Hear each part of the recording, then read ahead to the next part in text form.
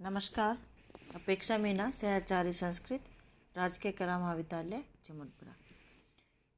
प्रिय विद्यार्थियों, आज के इस व्याख्यान में, आज के इस वीडियो में आपका हार्दिक स्वागत है।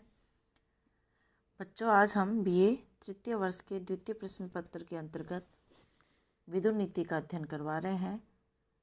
विदुर नीति के 35वें उद्योग पर्व के 35वें अध्याय को हमने पढ़ना प्रारंभ कर दिया था और उसके अंतर्गत मैंने आपको श्लोक संख्या 30 तक अध्ययन मेरे द्वारा आपको करवा दिया गया था।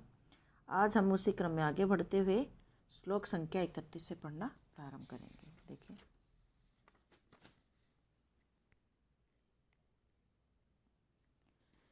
सुधन्वो उवाच यां रात्रिम अधिविन्ना स्त्री यां च वाक् पराजितः यां वा भाराभितप्तां दुर्विक्तां स्म तां वसेत्। शब्दों के देखिए, याम का अर्थ जिस स्थिति को, रात्रि में, अधिवन्ना सपत्नी के कारण, दुखी, स्त्री, याम औरत जिस स्थिति को, और अक्षय पराजित हारा हुआ जुआरी, याम वा जिस स्थिति को, और भाराभिप्तांग वजन ढोने के कारण पीड़ित शरीर वाला, दुर्विवक्ता दूषित वचन कहने वाला, स्मय निसंदेह, ताम का अर्थ उस स्थिति को वसेत प्राप्त करें। प्रसंग चल रहा था कि प्रहलाद जो है, उन्होंने सुधन्वा से कहा कि हे सुधन्वा, मैं तुमसे ही पूछना चाहता हूँ कि जो व्यक्ति सत्य न बोले या असत्य निर्णय करे, ऐसे दुष्ट व्यक्ति के साथ क्या परिणाम होता है, उस ऐसे गलत बात कहने वाले व्यक्ति का क्या दुष्परिणाम होता है। तो उसी बात का जवाब देते हुए सुधन्वा यहाँ पे कहता है, अधिविन्ना स्त्री याम अक्ष पराजित है। सोत वाली स्त्री के समान, जुए में हारे हुए जुआरी के समान, और भार ढोने से व्यथित शरीर वाले व्यक्ति के समान स्थिति होती है। अर्थात सोत वाले स्त्री, जुए में हारा हुआ जुआरी और भार ढोने से व्यथित शरीर वाले मनुष्य की रात में जो स्थिति होती है, ताम दुर्विवक्ता वसेत स्मय, वही स्थिति उल्टा न्याय देने वाले व्यक्ति की भी होती है। कि जो व्यक्ति न्याय नहीं करे, उस व्यक्ति की स्थिति कैसे होती है? सपत्नी के कारण जो दुखी होती है, अपनी सपत्नी के कारण जो स्त्री रात में जितनी दुखी होती है, जुए में हारा हुआ व्यक्ति जब रात्रि में सोता है तो उसकी जो स्थिति होती है, और भार ढोने से व्यथित शरीर वाला व्यक्ति, मनुष्य की जो रात में स्थिति होती है, बहुत दुखदायी स्थिति होती है, वही स्थिति उल्टा न्याय देने वाले व्यक्ति की भी होती है।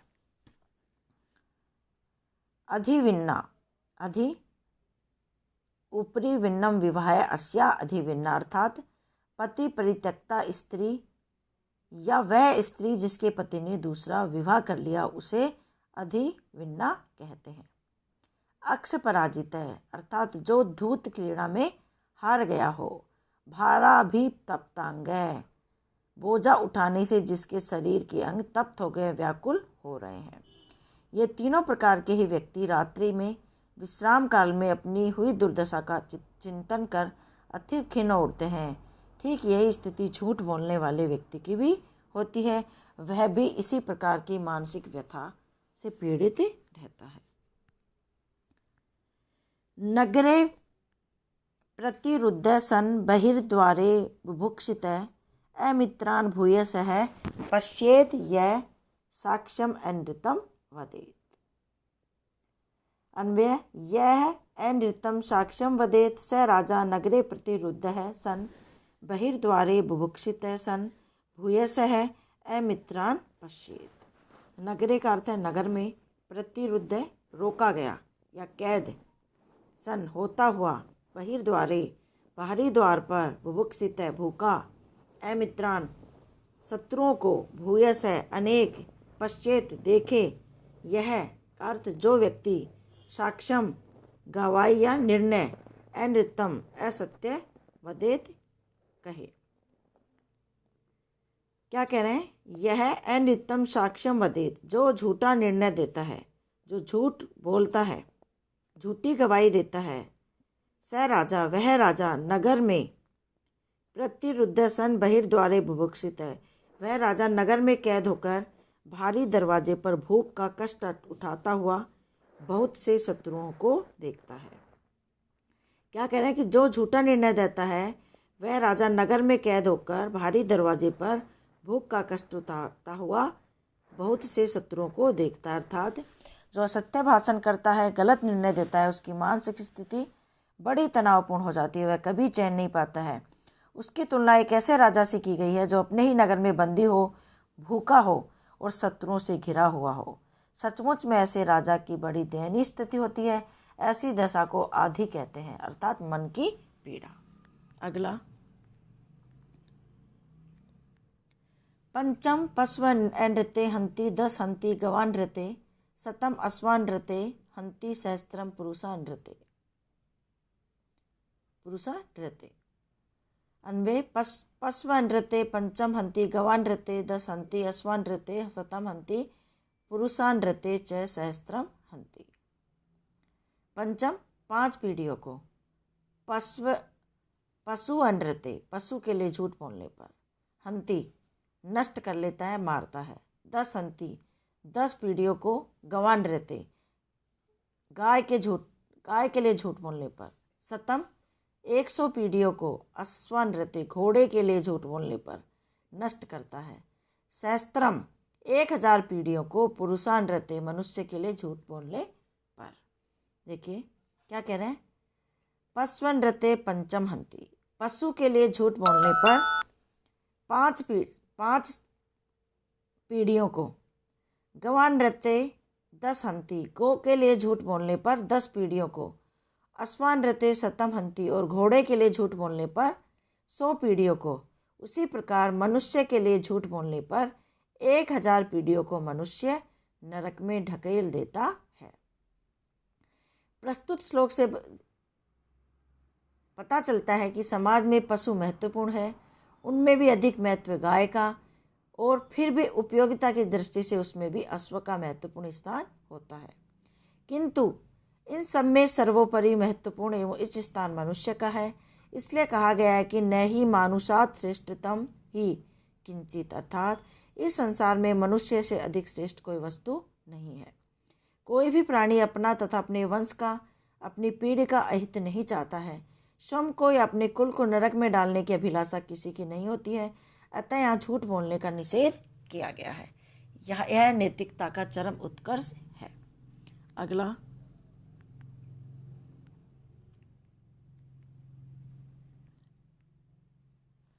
हंति जाता न जातांश्च हिरण्यार्थे नृतं वदन् सर्वं भूमि अनृते हंति मा स्म भूमि अनृते वद।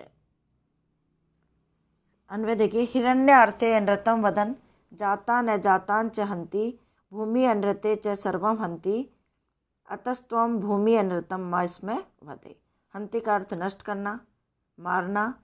जातान उत्पन्न हुए अतीत पीढ़ियों को, अजातांच और भावी पीढ़ियों को, हिरण्यार्थे सोने के लिए, अनृतम वदन झूठ बोलते हुए, सर्वम सब कुछ, भूमि नृत्य पृथ्वी के लिए झूठ बोलने पर, हंति का अर्थ समाप्त कर लेता है, नष्ट कर लेता है। मा इसमें मत ना करो, भूमि अनृतम भूमि के लिए झूठ वदे बोलो।